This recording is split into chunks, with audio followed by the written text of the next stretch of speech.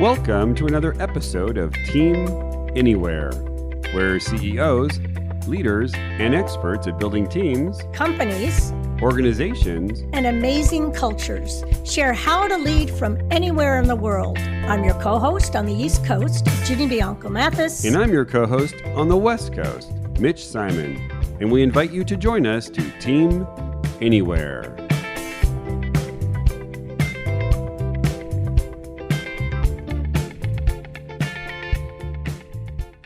How do teams maximize productivity while in a virtual environment? Actually, we've never been set up to be more productive. Today, we speak to Jeremy Redleaf, the founder of Caveday. Caveday is a social community where people from all over the world join together and get focused work done.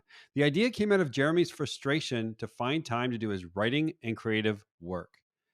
On the remote work teams of today, the good news is that people have the ability to find time to do focused work and can do it in the privacy of their own homes. The bad news is that many bosses don't recognize how important it is to allow for and even mandate focus time. I went into the cave a couple times over the last few weeks and found that I got more done in 3 hours than I typically get done in a week. You're going to love this episode with Jeremy Redleaf. Hello and welcome to another episode of Team Anywhere. I'm your host, Mitch Simon, on the West Coast, and we have Ginny Mathis, my co-host, on the East Coast. And she is, I think she's under like 12 feet of snow right now. Not quite that much yet. Not quite, but we'll be there. But today we've got Jeremy Redleaf on No Coast. He's actually in Arizona. Jeremy Redleaf, if you don't know, he is a storyteller, entrepreneur, and closest to my heart, he's a ginger. He is the head honcho at Brackets Creative, a co-founder of Caveday, and the founder of Odd Job Nation. He makes films, experiences, and companies in service of making people feel more alive. And many of you will recognize his voice as he does the voice of Gonigan on Sesame Street. Aww. So, Jeremy, welcome to the show. How are you? I'm doing great. I didn't expect that intro. You went deep. Oh yeah, I was, deep within the internet to find out who this man is. And, well, good. Welcome to the show. We like to start off the show. How has the last 9 months been for you in this, pandemic? Never better. Just crushing it. No, I've had a positive experience overall. Unfortunately, did lose a few people, close to me early on, which was tough. But I've been working, remotely for a long time, so I felt prepared for this, and it's been a great learning experience. And of course, I've been very busy with helping other people around the world adapt to this new environment. So, can you tell us a little bit about yourself? I mean, obviously, when I looked on the internet, you've basically done everything that is possible, except I think walking on the moon. Mm-hmm. And I'm just wondering a little bit about your background, because you do seem to be a serial entrepreneur and quite a creative. Well, I tried to walk on the moon, but I just couldn't get on the ship. I have a fear of space travel, so it wasn't for lack of trying. Yeah, so I've done a lot of different things over the years, which you highlighted. So, but these days I talk about myself as an artist and an entrepreneur, and I have a company called Caveday, which is how I think you found me. So Caveday, we run daily group focus sessions for a global community, and we also help teams at companies big and small learn how to work more effectively and have a healthier relationship to work. We don't like to talk about the P word, productivity. We talked about having a healthier relationship to work. Great. So thank you for that introduction on Caveday. If I could take a crack at Caveday, because Caveday for me is a lifesaver. I heard about Caveday because Todd Henry on the Accidental Creative, you had sponsored one of his shows, and I'm thinking, what? Caveman, Caveday? So for me, as an entrepreneur, as a creative, it's, whoop, there's a bird. I have the attention span of a gnat. And what Caveday is, whether you are working for the man or the woman, or whether you're working for yourself, it's this environment where people join together who are serious about getting serious work done, where there is this, let's say, group accountability, to dive in and get the work that needs to be done. And it's pretty much for those of us who like to go off and let's say go to the mountains or the desert or the beach, and no one can go anywhere anymore. It's kind of like I am committed for the next hour or 2 hours or 3 hours with this group of people who are, let's say, cheering me on to get my work done. How did you think of this? How did you come up with this thing? Well, it's sort of like the hair club for men. I'm also a client, right? So 4 years ago, I had a big existential crisis. I'm a writer and director by trade, and I looked at my schedule, and I never had enough time to write. I had all these little tiny bits of time in my day, 20 minutes here, 30 minutes here, and it was just never enough time to really sink in and go deep and access my highest intelligence in that flow state. And I actually, at that time, I thought I was just a slow writer. I thought I just didn't have what it takes to write fast enough. But it turns out I was just never writing for long enough. So what happened was I kind of, I came up with the idea I blurted out, I need to take a cave day. I just sort of came into my head. I made up some rules, and I went off the grid for a whole day by myself. And of course it was transformational, but it was also really draining. With two collaborators, Kahana and Molly Sonsteng, an experienced designer and a designer's designer, we created a social format. So what if it was energizing if we did it together? And it turns out it was energizing to do that together, to really hold each other accountable, but also work together and break together and push each other. And so we started doing them in New York as one-offs. So we would do a whole cave day in New York on a Sunday for all our friends who said, "Hey, I'm going to write a book," and they never wrote the book. And we said, "Hey, come to Cave Day. You're gonna make some progress today on your book." And we did that for about a year. And slowly but surely we started to do it more and more frequently, and we got to every day. And then people started hearing about us around the world, so we started doing them online for people all over the world. And then when the pandemic hit, we were able to shift everything online. So day one of the pandemic, we had 8 to 10 hours of group focus every day. So we kind of finally hit this long goal of ours to have a place you could go any day of the week to be in that environment to focus and access your full potential. Wow. Yeah, no, it's brilliant. It's a brilliant idea. So let me ask you a different question. How have you found, what are some of the things that you've done to be successful to be the manager or the CEO or the co-CEO to run a remote company? Like what has really worked for you? Because I'm assuming Caveday is a completely remote company. Yeah, we're all now we're in different states. We all started in the same state, but of course that's how it goes with teams and companies. And both of my co-founders are young parents, so even more so, we had to learn how to function as a company wherever we were. We have a little bit of an advantage in that we teach, some of these skills. So we just said we should live the rules that we teach. So that's been really helpful. But we really just kind of, we've learned by trial and error, and over time we've developed more and more processes, and we've realized that anything that's not clear or automated tends to create slack. So a small example of that is we were having trouble making decisions quickly in our Slack channels, and so we decided to make a voting channel where anytime you need a thumbs up from both parties, you throw it in the voting channel, and they just gave a thumbs up. And that's so simple, but it made all these little decisions go quicker because people just knew where to find them, knew that they had to give their thumbs up or thumbs down, and so on and so forth. So we just over time, move the mic there, hot mic. Over time, we found that the more we did things like that, the more effective we became as a team. Wow, that's great. And this is built in. I'm sorry, Mitch. And this is built into is this built into the actual Caveday, or these are the tools that you all have been using to run your business? Yeah, the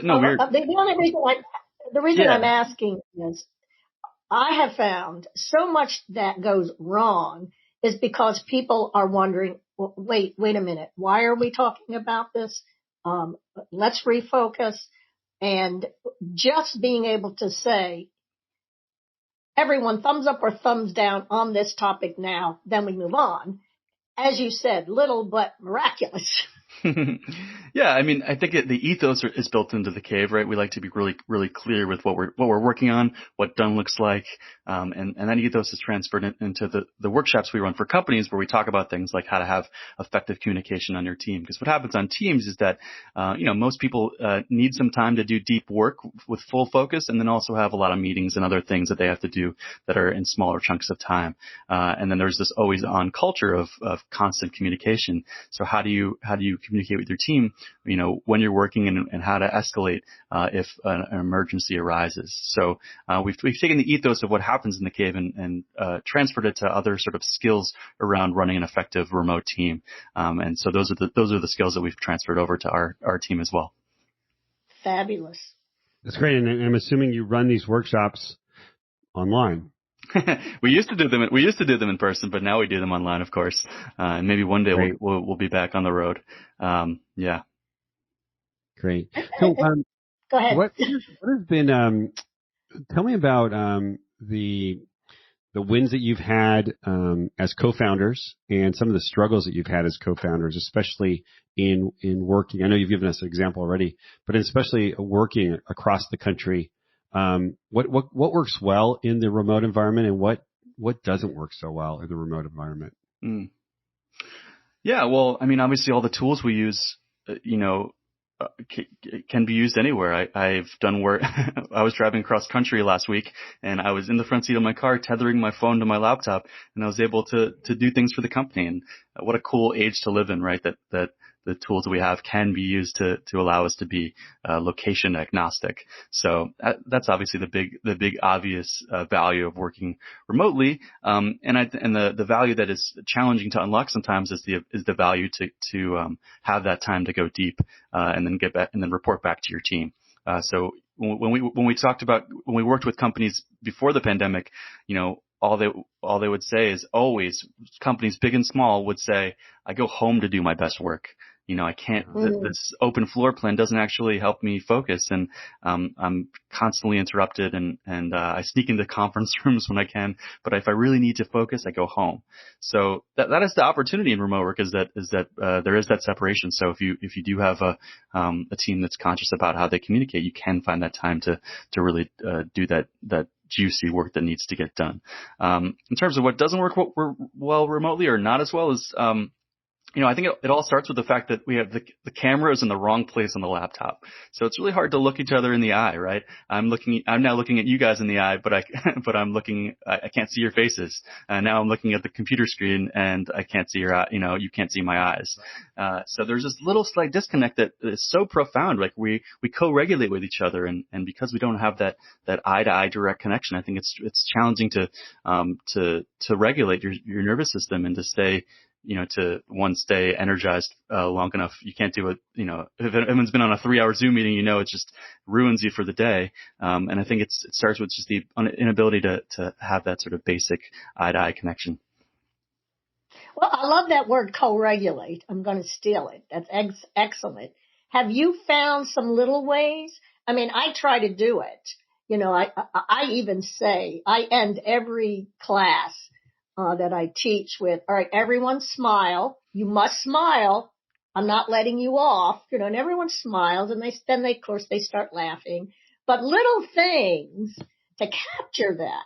Yeah, it's totally possible. I've had incredibly deep and emotional conversations over Zoom. I've had, in the cave, we've learned all sorts of different ways to make people feel connected regardless of where they are in the world. What it takes is facilitation, and particularly aggressive facilitation. It requires a group dynamic where someone's empowered to say, like, we're all going to do this thing now. Right. So it doesn't happen when you just, I went to a family holiday party on Zoom, and there was no leader, and it was just everybody talking over each other, and it was so unsatisfying. You need a strong facilitator for these things. It's interesting, because when Ginny and I met and we talked about the new role of a manager or a team leader, it was really facilitator, cheerleader. And I'm wondering, what are some other things that you would encourage team leaders who are attempting to lead their teams from a little tiny camera to do to enhance the connectivity and the relationship, the depth, the empathy for the team they have for each other? Yeah. It's obviously taking the time to connect as a human. It can be as simple as just from 1 to 5, how you feeling as a human. That's, as simple as that, and as deep as really taking the time to do, really fun things. I've heard so many fun things that teams have done. They've done, every week someone does a tour of their house, show and tell, all these sorts of things that can kind of help us feel a little more connected. In terms of work, one thing we recommend is obviously working together. So, we're going to kill this one meeting a week, and it's going to be a work session. We'll do a little stand up at the top, but now for the next 30 minutes, we're going to do the things we're talking about together, and we're going to check in at the end. That kind of cave-like accountability. And then it's being respectful of people's asynchronous work, right? This is the big opportunity here with remote work, is to really allow people to have more flexibility for when they do things. So especially for the people that are parents right now, if you can allow them the flexibility of when they do their work, it can lead to a better quality of life. So, I was doing a presentation for a team yesterday, and the woman said, they told me that I need to be even more online and respond to emails even quicker, so they know that I'm working. And that's Right. That doesn't take advantage of what the remote configuration provides.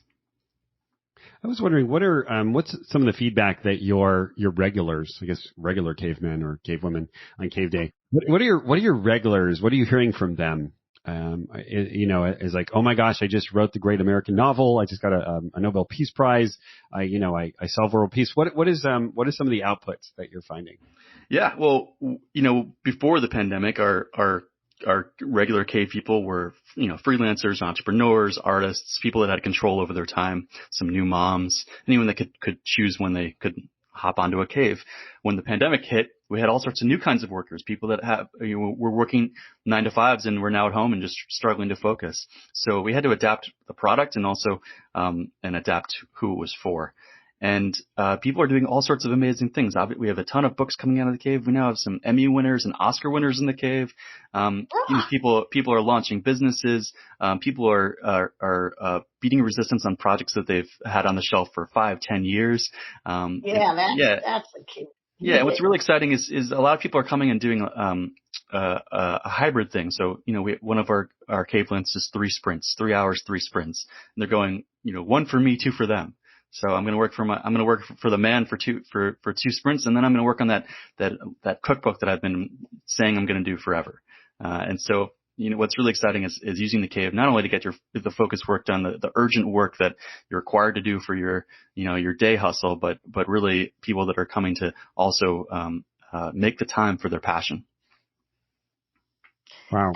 And Jeremy, I'm getting a sense that your platform is flexible to do both of what I'm going to ask, which is you have people from all walks of life that can hop into a cave.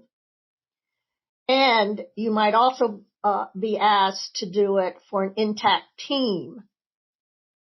Is that right? It's a pretty flexible format. Anything that you can do.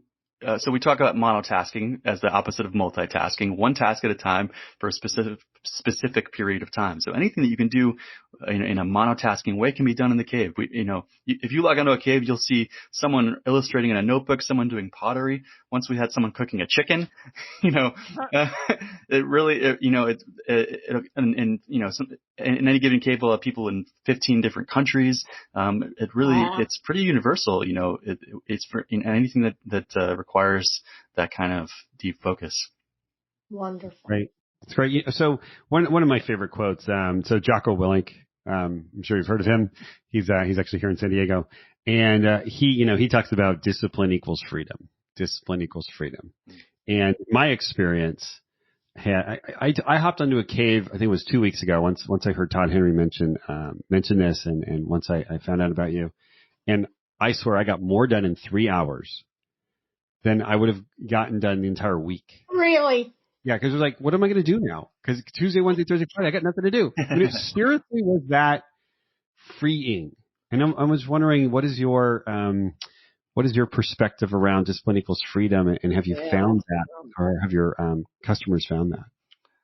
Yeah, well, I grew up and I hated rules. I was kind of a rebel. If I took the Gretchen Rubin archetype quiz as a kid, I would have been a rebel. I won't follow any rule that I don't understand or don't agree with. And so it was only as an adult that I realized when I wasn't getting the output I wanted or the outcome I wanted that I needed to look in the mirror and look at what my role was in this. And as an adult, I really found that freedom in discipline I don't like the word rules because the rule is loaded for a lot of people. We like to say constraints. So yeah, I've built, both with Caveday and also with, the accountability group we run at Caveday, a lifestyle around constraints. And yeah, the opportunity there is what if we back in the day, cavemen only worked about 3 or 4 hours a day. And what if we could find that again? What if you could do your full day's work in half the day? What would you have more time for? What kind of work-life balance could you have then? We really think that working smarter and working with more intensity can really allow people to reclaim that sort of middle class lifestyle in the age of distraction. The dominant culture wants us to always be on, and the dominant work culture is about always being on and always being responsive. And if we don't fight back, we're gonna be tweeting away our lives. Yeah. Jeremy, it seems to me, if you listen to all the wonderful neuroscience stuff that has come down, you're really training people's brains. You're creating a forum, a context for the synapses in their brain to regroup. And that's what I'm listening to this. I'm just bubbling all over. I want to go in, I want to experience it and because I can see some people who psychologically have trouble focusing. Yeah. And that's just being revolutionary for them. It's definitely rewarding to see people have that kind of reaction. Let's go back to that word co-regulation that you mentioned earlier. What we are talking about on one level is that, hard work that matters is often existentially challenging, right? And our brains are wired to avoid existential challenges. So if I'm writing that next grade novel and I don't know the answer, my brain goes, danger, escape. So what we're by creating this environment where we're all in this together and we're sharing, we prompt people to share some of the vulnerability of what's going on for them as they do their work. We're allowing people to co-regulate and stay out of that danger zone, stay out of that hypoarousal or hyperarousal, those states that get us out of our ability to function and tackle the work we need to do. Wow. So do you have any thoughts about how this, how Caveday, how putting yourself in a cave in this limitation for 3 hours, how that is actually expanding and enhancing people's creativity? Because it does sound like a dichotomy. Yeah. Well, as a creative myself, I often need to give myself the space to stare at the wall and to not worry about the outcome, right? And it's often hard to book that time in one's adult life. So the structure of the caves and the structure of a sprint at a time allows people to say, I'm going to take a sprint just to journal or to open up the brainstorming session. No requirements. And then I'm going to stay longer. I'm going to take, I'm going to book. I haven't made any progress on my screenplay. I'm going to book the 3-hour cave for tomorrow, and I'm going to work on it the whole time, no matter what. And so what that does is it just forces, you to work longer, than you would alone, much like when you work with a trainer or go to a workout class, you work a little longer, right? You sort of put yourself in a situation where it's going to force you to go a little harder. So I think with creativity, oftentimes it is that time and that ability to stay with the discomfort and just kind of, allow those, interesting, patterns to emerge in one's brain, which don't always happen right away. Great. And so what's your message to team leaders who don't get this yet, and team leaders who really want their people to be productive and engaged? What would be your suggestions for them? Yeah, well, I talked about working out a a little bit ago, and I think that's the metaphor we like to use. So we've learned over time that there is a smarter way to work out, right? There's interval training. There's ways to maximize the time we get in the gym.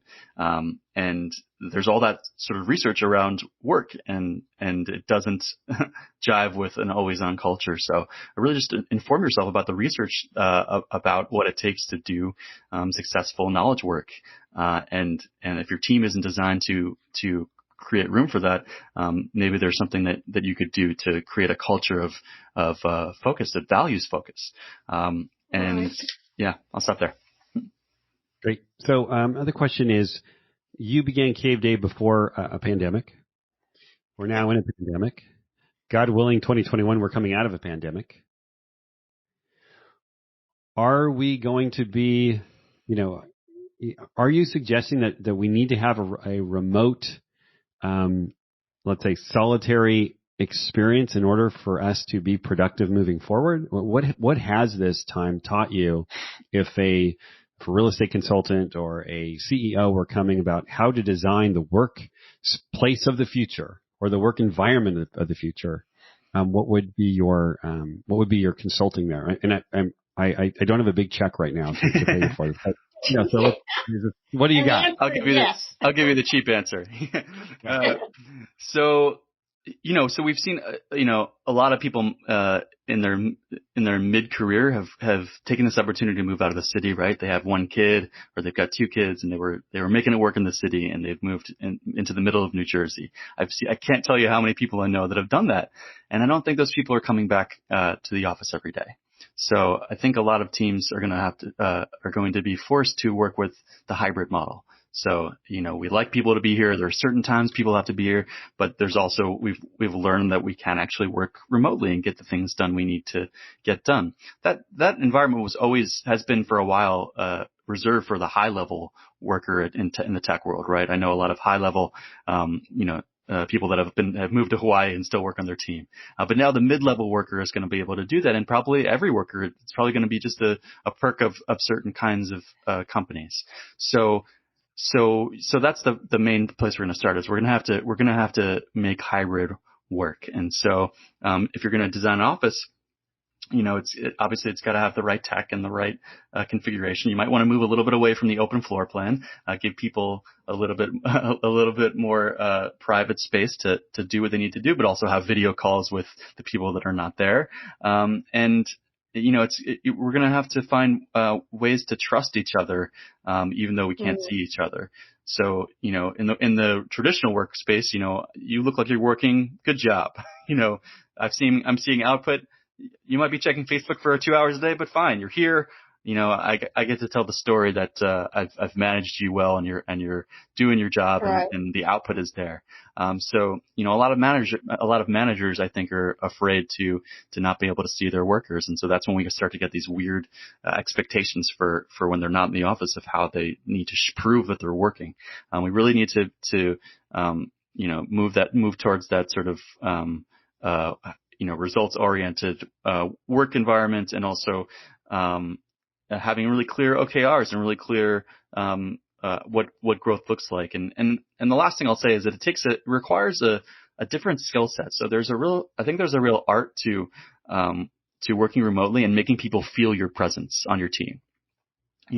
It certainly can be about the timing of messages or how you communicate, how you share when you're off the grid for a little bit of time, how you share about how you work. We encourage people to create a document that just sort of explains how they work, what their life is like when they work best, what kinds of work they try to do at which kinds a day, how to escalate an emergency. So it really is a skill set to make your team feel you and make and especially if you're the person working from home and your coworkers are in person. How are you going to make yourself feel enough belonging, feel enough psychological safety, and feel engaged enough with the other people that you're not with in person?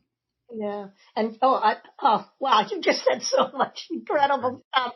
When you said, I love the distinction you made, and I hadn't seen it with that set of glasses before, that you're right. Up to now, you always hear about the owner, the CEO, the founder going off to Hawaii and still running the company. But now the whole middle of companies can do the same thing.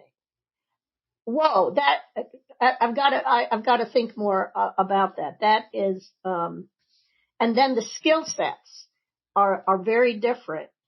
And I've already came to this realization and wanted to even talk to you more about it, Mitch, about there's also an obligation, a learning for the remote worker. It's not just the leader.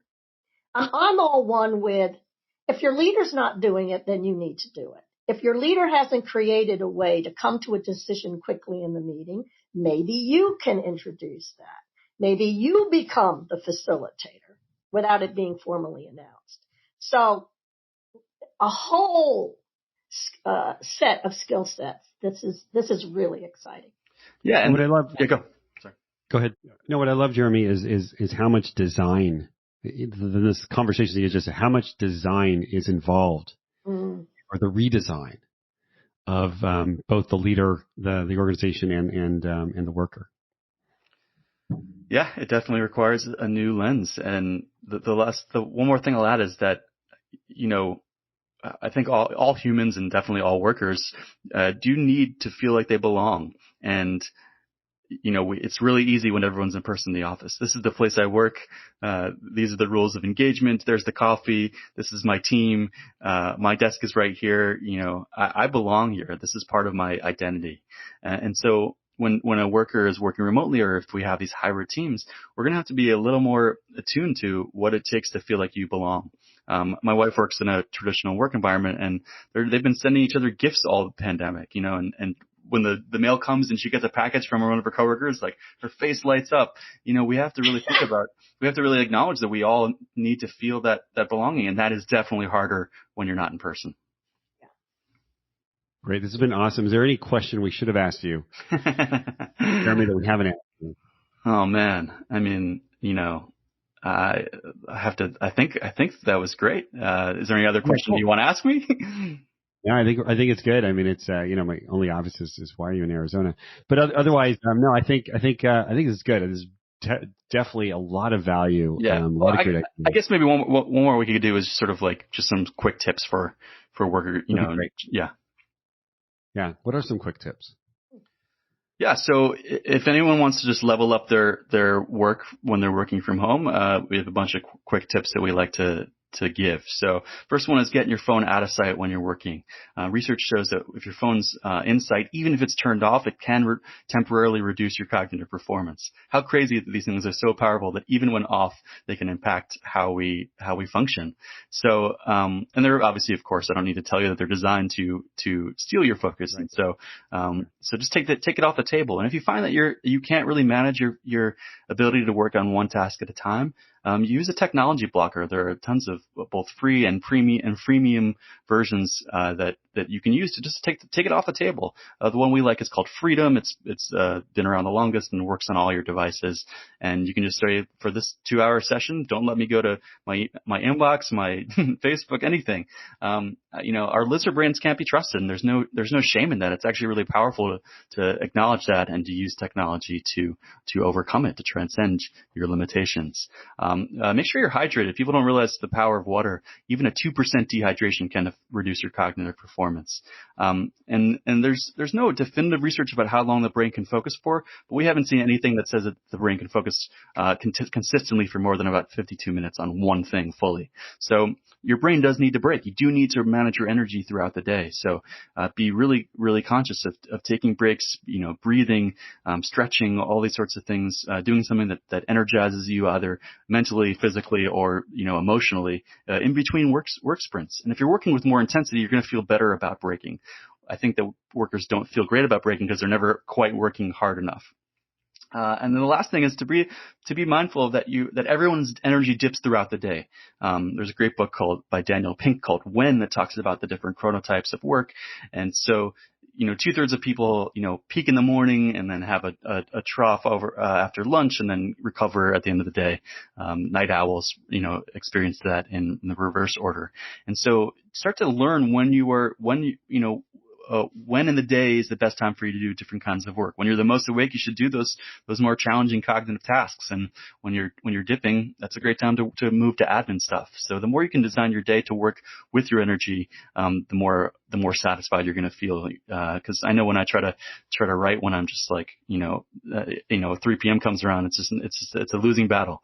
So to know that I can work with on a more something that's more suited for that time feels really great.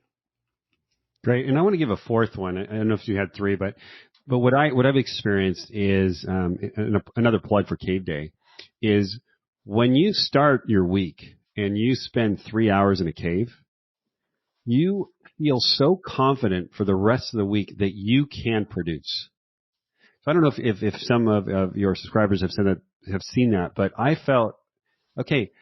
Because again, my personality is all over the place. Like I now know I can use that discipline to get things done, and because of that, that is going to be such a much more productive week. So, I get my word to team managers who many use the Monday like let's all get together, let's all power up. It's like let's all get together, let's power up, and then let's tell our people now for the next 2 hours, don't talk to each other. Yes. Put heads down. Let's get stuff done. Because I do think that that burst of confidence at the beginning of the week leads you to be more productive at the end of the week. Jeremy, this has been just fabulous. Stellar. Fabulous. I'm so glad I found you. We'll jump into the cave. Yeah. I don't want to my cave right now. But thank you so much for your time, for your dedication, for putting products like this and the other products that you're putting out there into the world. And let's see, where can we find you and where can we find your products? Yeah, thanks for having me. You can find more about Caveday at caveday.org. We are at Caveday on all the interweb places, and I'm at Jeremy Redleaf on all the interweb places. So come find us. All right, Jeremy, thank you so much. Ginny, again, thank you so much. And We'll see you next time in another episode of Team Anywhere.